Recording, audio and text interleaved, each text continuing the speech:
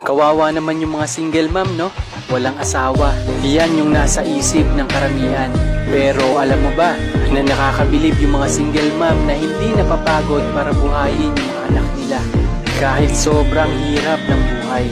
Nakakabilib sila kasi kahit maraming binabato sa kanila na masasakit na salita, ilalabas lang nila sa kabilang tenga nila. Hindi sila nagpapapekto sa mga pasmadong bibig na pumupuna sa kanila. Minsan kakilala o madalas kapamilya pa yung naninira sa kanila. Pero dahil sa tibay ng loob nila, nagagawa pa rin nilang lumakad ng taas noo para sa mga anak nila. Kaya kung dumating man yung araw na makakatagpo ulit sila ng lalaking mamahalin nila, please lang, huwag mo sila husgahan. Dahil tao lang din sila, nagmamahal at nagkakamali ng taong sasamahan para panagutan sila. Magpasalamat ka na lang kasi hindi mo nararanasan yung mga pinagdadaanan nila.